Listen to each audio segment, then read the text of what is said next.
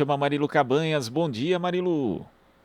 Olá, Glauco, bom dia a todos e todas que acompanham aqui o Jornal Brasil Atual. Bom, vamos falar aqui sobre meio ambiente. Depois de liberar assentamento no Pará para o garimpo, o INCRA, Instituto Nacional de Colonização e Reforma Agrária, órgão ligado ao Ministério da Agricultura, terá participação no lucro com extração de ouro. A gente vai falar sobre esse assunto com Carlos Bocuí, que é presidente do Instituto Brasileiro de Proteção Ambiental, PROAN. Olá, Bocuí, bom dia, prazer em recebê-lo. Bom dia, Marilu, como vai? Tudo bem? Tudo certo. Bocuí, vamos lá. O INCRA decidiu reduzir a área aí de um assentamento agrário aí na região de Volta Grande, do Xingu, lá no Pará. Deverá ter a participação nos lucros com a exploração de ouro, que será feita, inclusive, pela empresa Belo San, do Canadá. Você vê irregularidades nesse tipo de negociação, Bocuí? Olha, em primeiro lugar, o INCRA não tem por objetivo prioritário a lucratividade, não é? Ele não deve participar do garimpo, essa não é sua função. O INCRA, ele tem uma profunda perspectiva social de resolução de problemas crônicos do Brasil, que é a questão de assentamentos, né? E aí tem que haver uma sensibilidade muito grande com relação a essa perspectiva social de assentar populações, até mesmo para a sua sobrevivência. De modo que quando o INCRA se propõe a lucratividade numa participação com uma empresa chinesa, numa área que é prevista para a colonização agrária, para assentamento agrário, nós vemos isso como um profundo conflito de interesses com relação à função primordial do INCRA, não é? E é claro, isso vai ser questionado na Justiça, como já foi sinalizado pela Defensoria Pública e pelo Ministério Público, né? Isso demonstra essa insensibilidade de organismos do governo, um governo que tem demonstrado ao longo dos anos uma continuidade de uma visão tacanha, que era a visão dos anos 70, 80 do século passado, quando o Exército Nacional pretendia colonizar a Amazônia, degradando a Amazônia, né? O Brasil ficou conhecido internacionalmente por isso naquela época. E o Brasil só saiu daquela situação porque promulgou a Lei da Política Nacional do Meio Ambiente em 1981. E o Brasil passou, então, a ter um novo perfil e se livrou daquela pecha da degradação ambiental. Mas, infelizmente, o governo atual, ele reedita esse Brasil atrasado, né, da metade final do século passado, e o que é mais incompreensível, do meu ponto de vista, é a simpatia que setores do governo têm pela criminalidade, né? Você veja a questão da extração de madeira, da mineração ilegal, da pecuária, né, ilegal na Amazônia. Então, o governo, ao longo do tempo, tem demonstrado uma certa tutela, né, uma certa preocupação em proteger esses setores, o que significa o seguinte: a base política do governo está minada por esses setores que são setores de degradação ambiental, o que é lastimável, porque assim o Brasil não avança do ponto de vista institucional da proteção ambiental por um interesse político ocasional, protagonizado pelo governo, por esses parceiros que o governo tem arrumado, né? Exato, Bocuí, como você falou, né, o INCRA deveria estar exatamente preocupado em assentar, né, as famílias que necessitam aí de terra, enfim, para sobreviver, e ela acabou concordando em reduzir uma área de 2.428 hectares ali dessa região, né, cortando aí o território do assentamento Ressaca e da Gleba Ituna, onde vivem cerca de 600 famílias, em troca aí desse favorecimento, né? Como é que você vê também essa questão das famílias? Como é que vão ficar essas famílias que serão prejudicadas? Então, esse é o problema. O INCRA, ele tem uma função social referente a uma preocupação com a função social daquela área territorial onde ele deve promover o assentamento de populações. Essa é a missão do INCRA, não é? Quando o INCRA ele toma uma decisão que não é adequada à sua missão institucional, isso recebe um nome do ponto de vista administrativo, é um desvio, não é? Esse desvio também deve ser apurado, não é? Então, fica patente nesse episódio uma uma grande falta de percepção social, de preocupação social e um desvio de finalidade em função daquilo que o INCRA tem como missão institucional, não é? E, por conta disso, você lança famílias que estavam ali esperando o assentamento numa situação de espera muito complicada, principalmente nos dias de hoje, onde você tem uma dificuldade de sobrevivência em função dos motivos que todos conhecemos, da inflação, né, do preço, principalmente de elementos essenciais, que é a alimentação, né? Então, é um período realmente difícil, não dá para ficar esperando que primeiro uma empresa que explora o garimpo, mas empresa chinesa, gere lucro para depois assentar, né? A ordem de prioridade não é essa, é realmente atender de forma prioritária a população. Exato, você já citou também que a Defensoria Pública também já entrou em ação, e também a Polícia Federal. É importante que a Polícia Federal também investigue essas transações, né, Bocuí? Sem dúvida, porque se você olhar do ponto de vista do desvio dentro de uma instituição, não é? Você tem uma atitude tomada por uma instituição de Estado que ela não tem uma justificativa de motivação, né? Ela se dissocia até da própria função da instituição. Então, isso demonstra claramente que a probidade está em jogo, né? Deve-se investigar quais as motivações que levaram a esse ato, né? Exato. Agora vamos falar também sobre um outro assunto, né, que está ganhando corpo aí, que a Câmara Federal aprovou projeto que permite desmatar margens de rios nas cidades e consolidar ocupações irregulares antigas e novos desmatamentos e ocupações nas áreas de preservação permanente, as APPs, as margens de rios em cidades, a critério do Poder Legislativo Municipal. Esse é mais um retrocesso, Bocuí, que deve ter aí impacto negativo no meio ambiente? É assim, antes, Maralu, se você me permitir, eu gostaria de voltar um pouquinho na questão de, recentemente, o Ministério, o Departamento de Direitos Humanos do Governo Federal tentou incluir os garimpeiros como minorias, não é? E é essa mesma linha que a gente percebe de facilitação para o setor de garimpo no âmbito do governo federal, né? Então, eu queria chamar atenção para esse aspecto que está diretamente associado a essa tutela, né, do setor de garimpo profissional, sendo colocado como uma necessidade social. Não é, é uma distorção, né? Bom, e o que você coloca aí da questão das APPs urbanas, isso diz respeito diretamente ao legislativo, a má qualidade do legislativo brasileiro nessa época de mudanças climáticas, quando você retira a proteção das áreas de preservação permanente, você permite uma maior ocupação das margens de rios, né?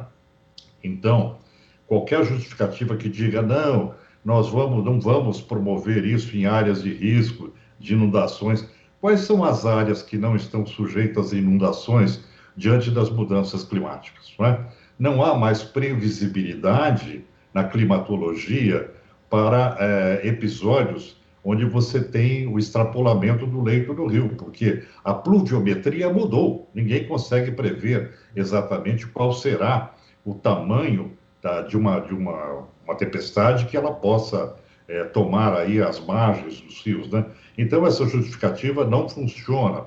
Outra é a proteção da água. Quando você tem matas no entorno de rios e represas, isso é chamado de mata ciliar, porque tem uma função assemelhada aos nossos cílios, que é a proteção da água para não permitir o assoreamento, que é o carregamento de areia, de terra, para dentro da represa, que prejudica não só a capacidade de reservação, quer dizer, o tamanho da caixa d'água que esse reservatório representa, mas também protegendo da poluição, né? Então, quando você permite um abrandamento das áreas urbanas, das APPs, você leva um prejuízo imediato para os corpos d'água, né? E leva um prejuízo também, aliás, promove uma lucratividade para o setor imobiliário. Então, não tenho dúvida o que está na raiz desse processo é a pressão imobiliária de uso, de venda dessas áreas que antes eram áreas protegidas, vitais para a proteção das cidades, né?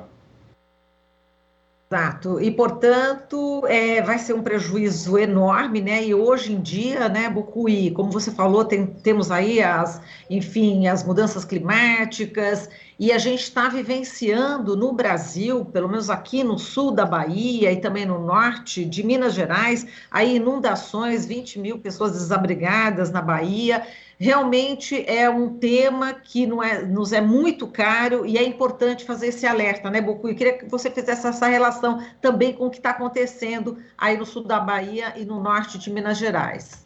Então, Marilu, o que é importante compreender é que mudanças climáticas significa uma alteração na natureza, do ciclo climático, não é?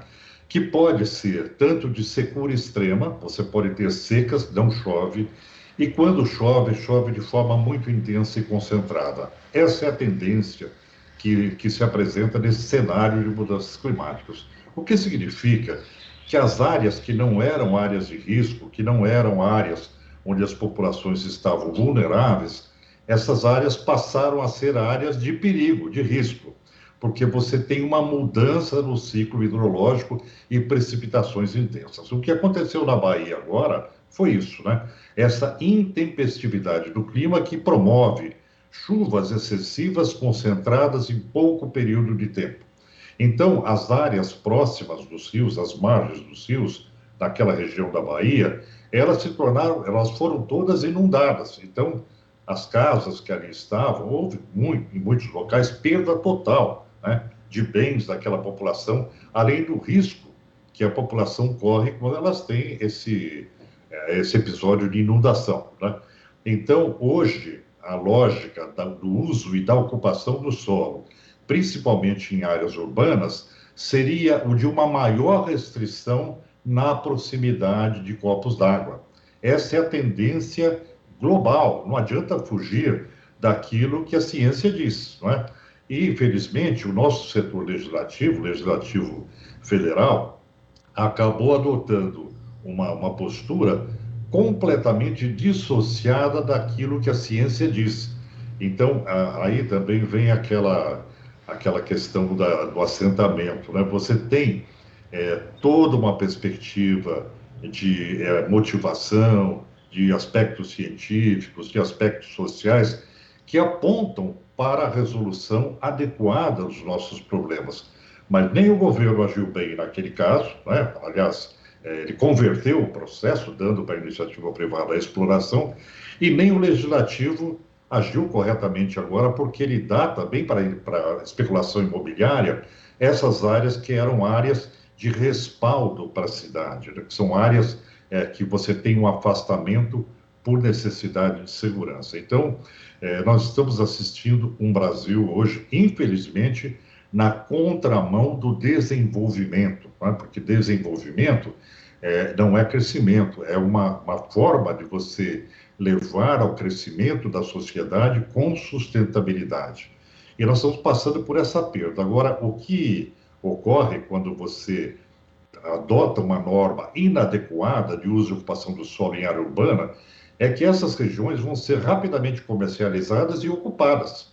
E aí, para reverter esse processo, tem um custo para o poder público altíssimo do ponto de risco de defesa civil, não é? Então, eu queria chamar atenção para isso. Na verdade, nós estamos cavando um buraco, não é? Onde, no futuro, o poder público vai ter que agir muito mais para salvaguardar essa população, ou seja, vai haver um gasto muito maior de dinheiro público para reparar um erro que é cometido pelo Legislativo Federal. Exato. Agora, no Congresso, a gente vê também o embate, né? A maioria aí que apoia ruralista, enfim, a bancada BBB, que a gente já conhece, né, Bocuí? E temos aí os nossos parlamentares progressistas batalhando, mas realmente são vozes vencidas. Na sociedade, estamos aí, você e as entidades ambientais, os ativistas lutando. É muito importante essa resistência por um outro lado, né, Bocuí? É importante porque a gente tem que estar do lado do conhecimento, do lado da ciência, do lado da gestão adequada, porque senão nós vamos acumulando erros que depois levam a uma insolvência. Primeiro, porque você pode ceifar vidas. As pessoas perdem a vida nessas armadilhas que são criadas pela má normatização. Quando você sinaliza para a sociedade que pode ocupar uma área de APP, em área urbana, a 5 metros do rio, por exemplo, você está dizendo que isso é seguro, né? Quando existe uma norma, ela sinaliza para a sociedade que não tem problema ocupar, não é? Agora, nós sabemos que tem. Você está sujeito aí a esses casos de inundação, como vimos na Bahia. Então, eu chamaria atenção, Marilu, para esse fato, que você cria uma falsa sensação de segurança quando você concede uma ocupação de solo que, na verdade, do ponto de vista técnico-científico, é nefasta.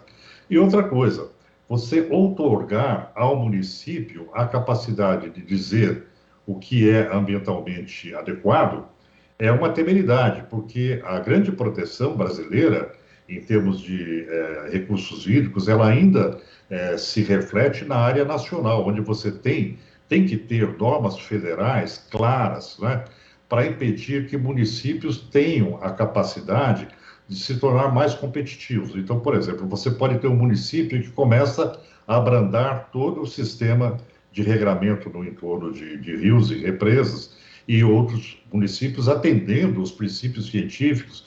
Então, o que acaba acontecendo? Existe uma guerra para o setor imobiliário, fica facilitado na região, mais em uma do que em outra, né? Essa desregulamentação, ela acaba gerando o que eu chamaria de uma guerra fiscal, né? Porque as pessoas têm maior facilidade para empreender em determinados locais. Então, uma regra nacional ambiental, ela é muito oportuna porque ela coloca um critério para todos. E isso é muito importante em área de preservação permanente. Exato, e cada vez mais desfigurando aí o Código Florestal brasileiro, né?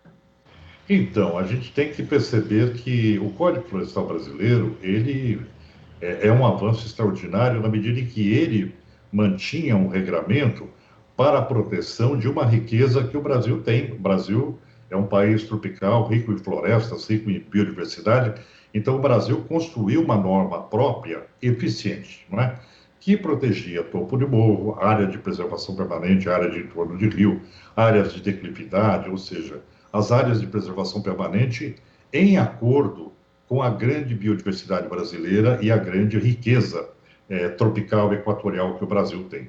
A partir do momento em que esse setor, essas áreas, elas passaram a ser maior objeto da especulação, não só imobiliária, mas para uso de criação de gado, né, de pastagens, de plantio em topo de morro, houve um avanço dos interesses econômicos sobre essas áreas de proteção, né? Então, o Código Florestal ele acabou sendo dilacerado, né, por interesses econômicos, exatamente por esses interesses que você encontra no Congresso Nacional em grande maioria, né?